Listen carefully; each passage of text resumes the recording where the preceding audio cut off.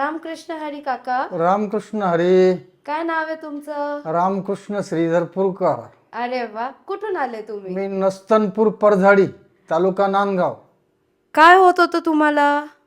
मला गुडघ्याला मार लागलेला होता 4-5 वर्षापूर्वी. तर खूप त्रास होत होता. आता त्याला पुष्कळ इलाज केले पण काही बरं वाटलं.